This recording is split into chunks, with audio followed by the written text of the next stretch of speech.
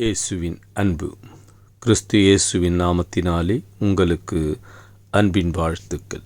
சங்கீதம் 119 அதிகாரம் 134 மனுஷர் செய்யும் இடுக்கத்துக்கு என்னை விலக்கி விடுவித்தருளும், அப்பொழுது நான் உம்முடைய கட்டளைகளை காத்துக்கொள்வேன். பிரியமானவர்களே, இந்த உலகத்தில் மனுஷர்கள் அநேகர் நமக்கு விரோதமாக எழும்பலாம், இடையூறை கொடுக்கலாம், பிரச்சனைகளை கொடுக்கலாம், நம்மை கீழே விழத்தள்ள பார்க்கலாம்.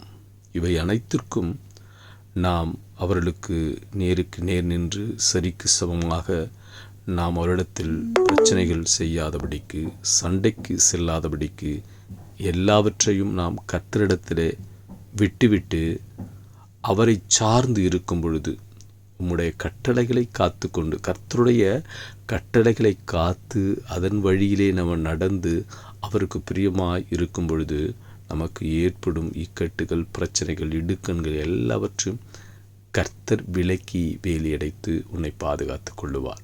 அவர் உனக்கு ஜெயத்தை கொடுப்பார். ஒருவேளை அவர்களுக்கு நேருக்கு நேர் நம் சண்டையிட்டால் நமக்கு அதிலே பிரச்சனைகள் ஏற்படலாம். ஏன்னா வேதத்தில் ஒரு வசனம் உண்டு, நீங்கள் சும்மா இருப்பீர்கள், நான் உங்களுக்காக யுத்தம் பண்ணுவேன் என்று கர்த்தர் சொல்றார். நீங்கள் கம்முன்னு சும்மா என்னிடத்தில் அதை விட்டுவிடுங்கள், நான் உங்களுக்காக யுத்தம் பண்ணுவேன். கர்த்தர் செய்கிற யுத்தம் நமக்கு ஜெயத்தை கொடுக்கும். அவர் உங்களை விலக்கி வேலையடைத்து பாதுகாத்து கொள்ளுவார். ஆமென்.